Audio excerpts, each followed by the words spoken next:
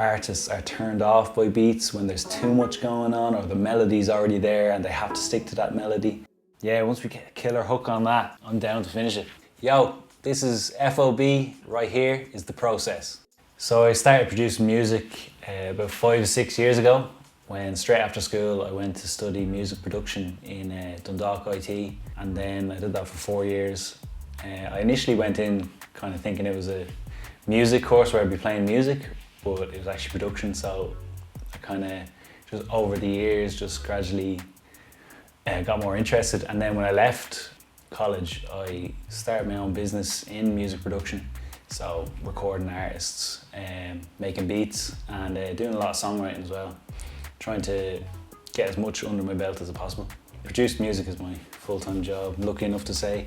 I do a bit of work with radio, local radio and FM 104, so trying to dabble in as many areas of the arts industry as I can. So my musical journey actually started when I was about 5 years old.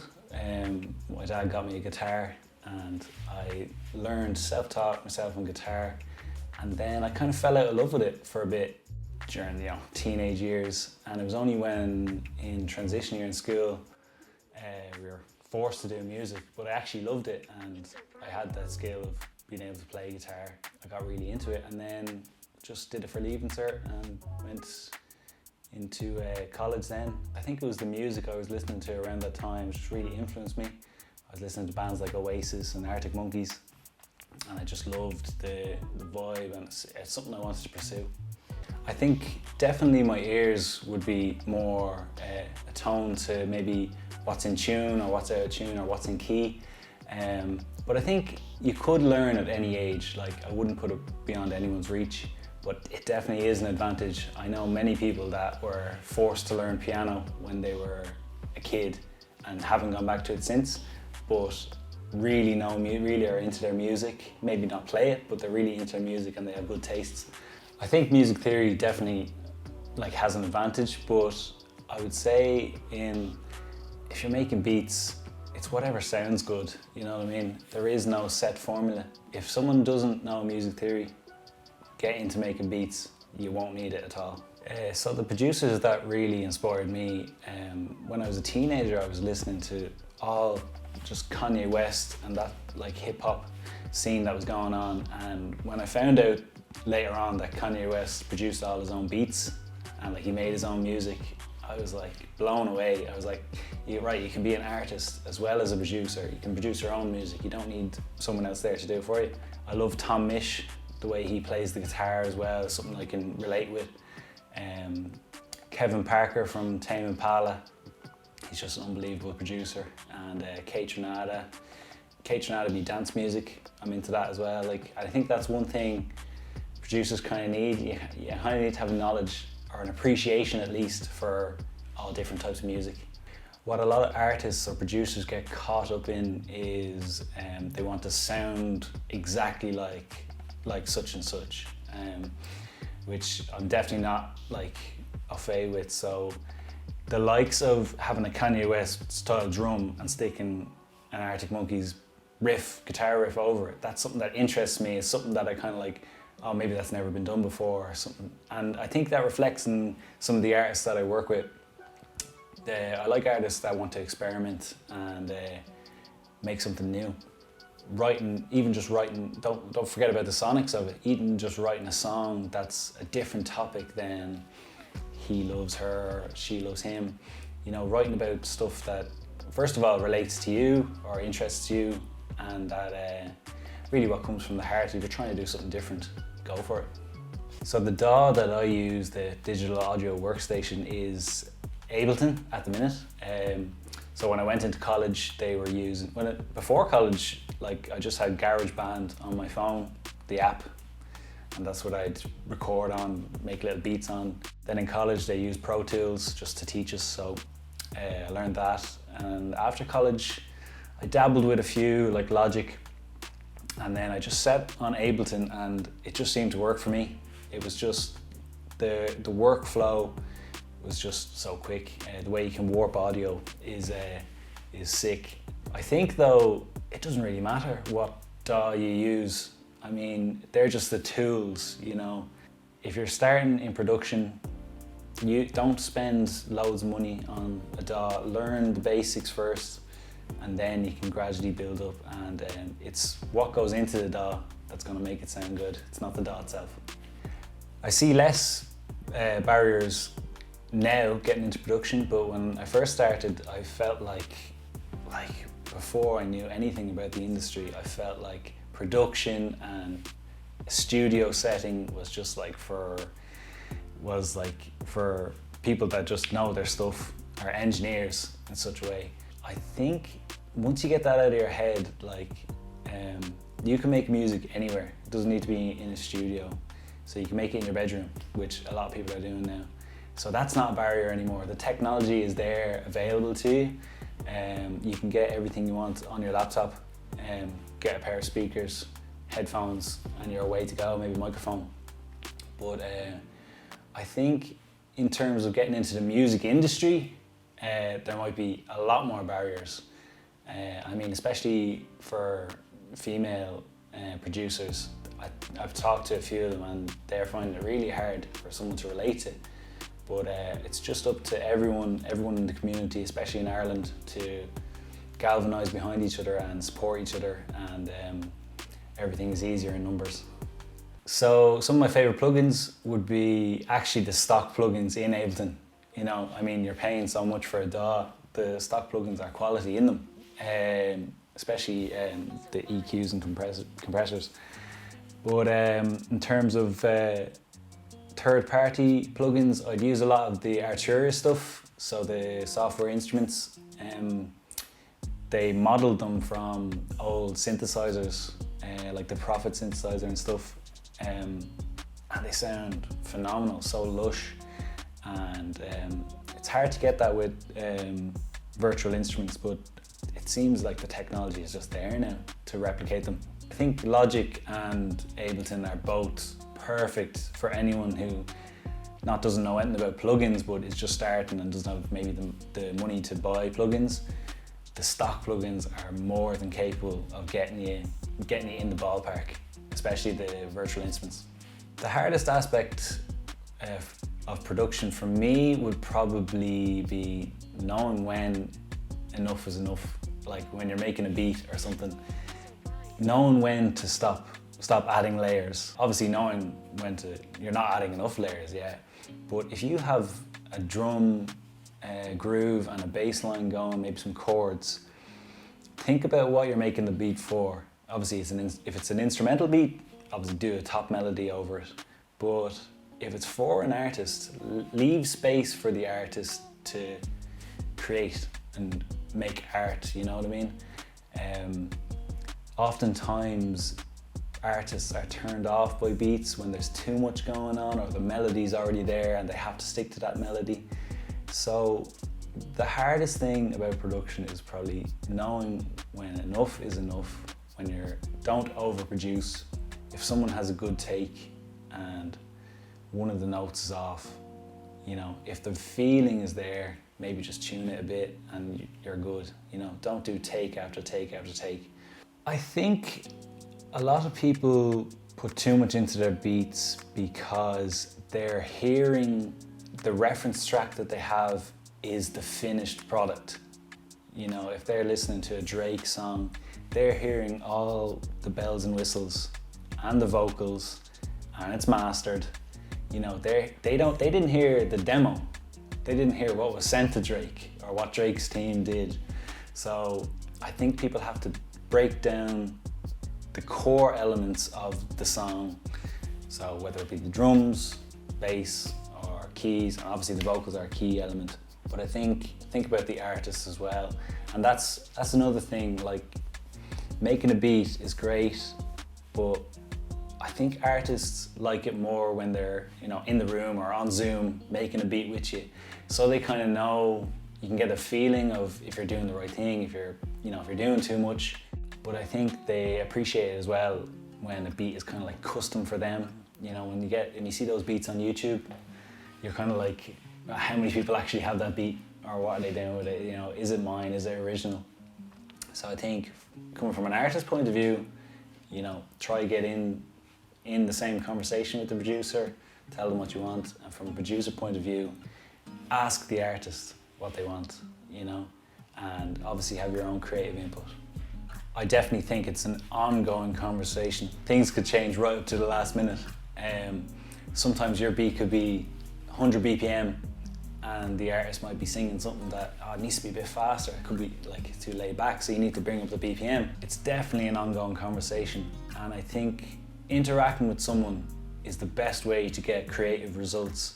You know, the producer is only one mind, the artist is only one mind. When you put them together and work together, there's no limit to what you can create. So the main way I promote myself, my kind of brand, is mainly through Instagram, but also through the artists that I work with. I'm lucky enough to work with some great artists through word of mouth or sharing on their page, or other jobs have come to me. So I think there's a lot of word of mouth in the producer kind of industry, because a lot of people can do the same thing. So then it comes down to the person with an artist get along with the actual person producer, not what they can do. And I think definitely TikTok is the way forward. I think definitely producers are getting found on TikTok, putting up beats, putting videos of themselves making a beat, and a lot of artists seem to be getting recognition for their creative talents. I think with blowing up on Instagram or TikTok, like don't chase that, because when it actually does happen, all the work you've done prior to that will stand to you. So if you've been working for years like I've been, and then eventually if I blow up by a video that I making a beat, I still have all that experience. So if someone wants to work with me because of that beat, I can work with them because I have the necessary skill set. So don't be wishing that on yourself too soon. Like, just keep plugging away in the background, and you'll eventually reap the rewards. So if money was limitless and I could buy any piece of gear, I'd probably buy a load of retro synthesizers and just stock up my room studio with just walls of synths, because that always looks cool no matter what, even if you can't play them. It just looks cool. Maybe a Prophet synth as well. A lovely microphone, a Neumann U87. Like, if it's good enough for John Lennon, be good enough for everyone else. So the business of production, I think, is an ever-changing game. I mean, producers, I don't think you can get away with just being a producer now. You have to wear a lot of hats. You have to be kind of a songwriter. You have to be able to, at least play one instrument, if not badly, but at least kind of get your ideas down. You need to be mixing, mastering. You have to have a knowledge of all that. So just being a producer, just being a mixing engineer, I think the world has become such, anyone can learn at any time because of the internet. I think you have to branch out, and even if it's not in producing, even if you want to learn Final Cut Pro and do some videoing, editing, you've a creative mind, so why not express it, or do art, drawing, or become an artist, become a musician. And I think that goes for musicians as well. Dabble into production, know what the producer's doing, give ideas, give feedback, give your 2 cents.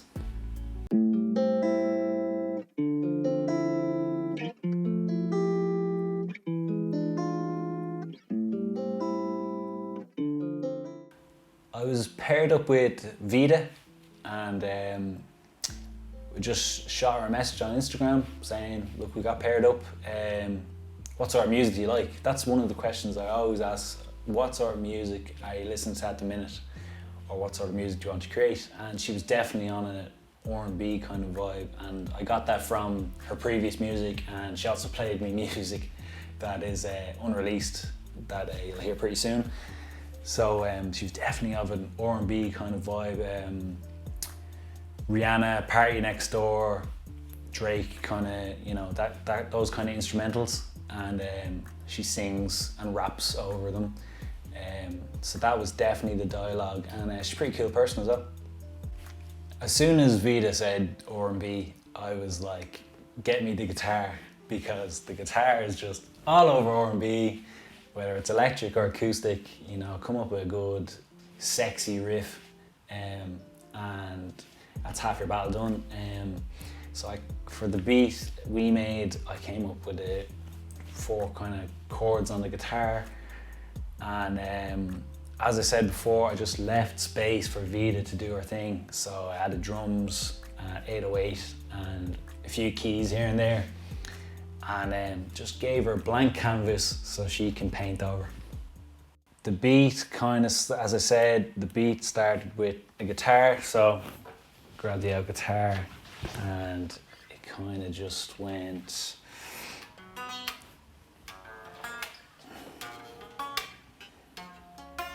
Those kind of chords, real kind of R&B kind of chords.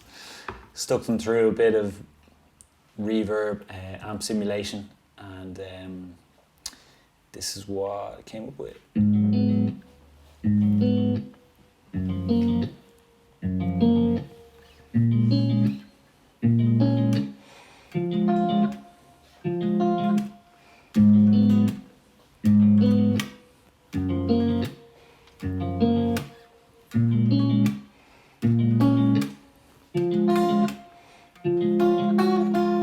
Start with that guitar, and then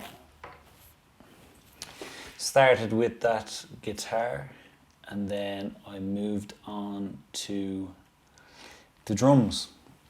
So I kind of wanted to follow that kind of rhythm on the guitar. So first thing I would have added was kick drum.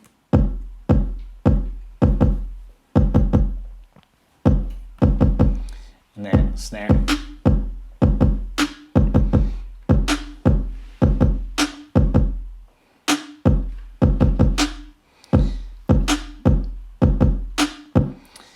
And then what I like to do with this kind of genre is add like those rim shots on the kind of off beats, so it gives it that kind of bounce. So here's it in with the rim shots. Add a clap, and then you have your hi-hats, which keep the groove going.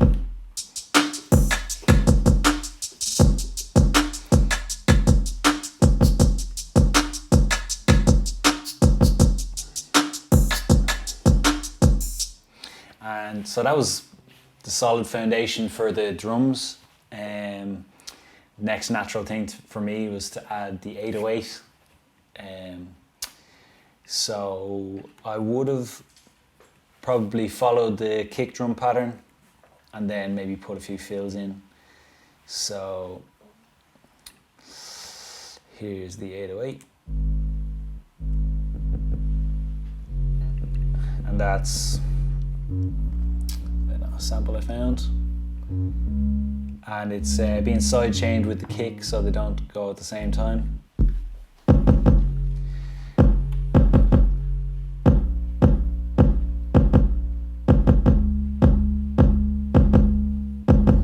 So because the 808 and the kick are the same sort of frequencies, every time the kick hits, the 808 kind of ducks out of the way. So now we have the 808s and the drums. And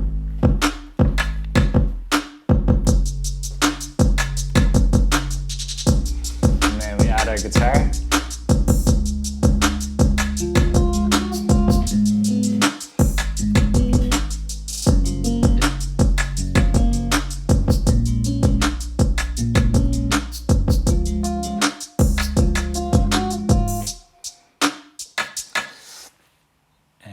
And then I just added one more section, which was just kind of sustained notes on the guitar. So it's like this. And the 808 kind of drops out at that bit. The 808 kind of drops out at that bit, and it's just the drums continuing on. It's kind of like a break before the hook comes back in, like a pre-chorus. Gives it a bit of air.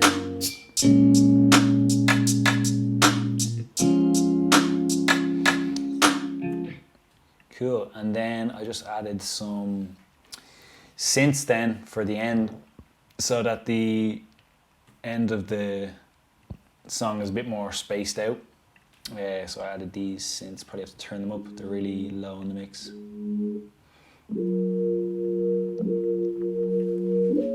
So really just vibey. Same with this one.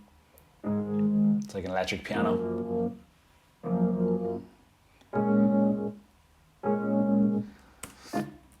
So let's hear them coming into the beat then.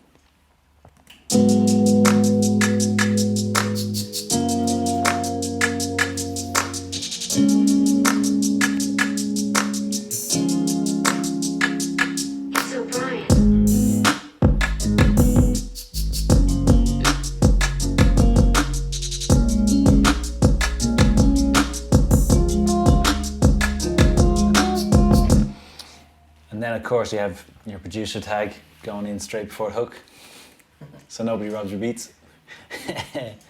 What I kind of did for the start, the downbeat of the first hooks, was I kind of did like not the drum part, that's for the rest of it, so it kind of throws you off, you don't know what way the groove is going to go. And then just a bit of vinyl noise to give it that kind of crackly old sound. Sounds vintage. And I think that's everything. That's what I sent to Vida, and it's a real plain canvas that she can hopefully paint on.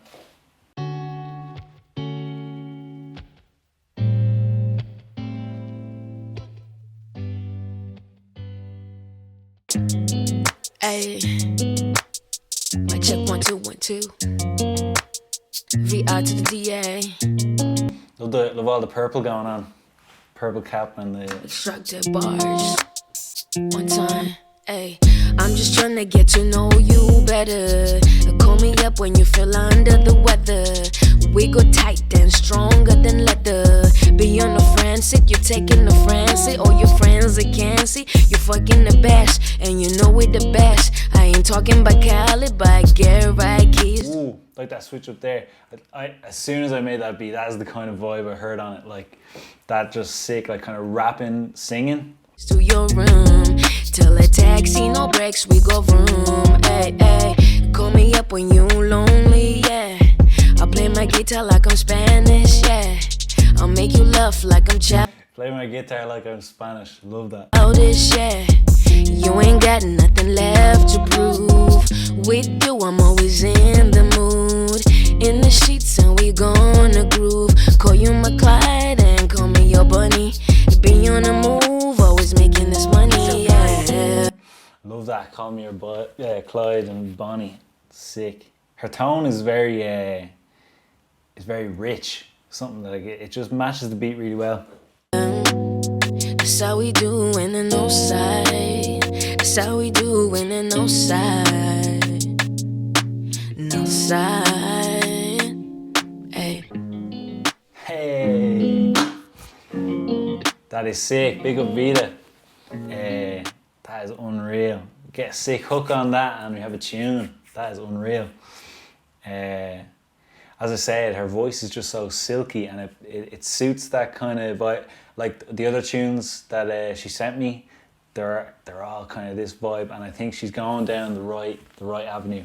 Yeah, once we get a killer hook on that, I'm down to finish it. I'm down to finish this.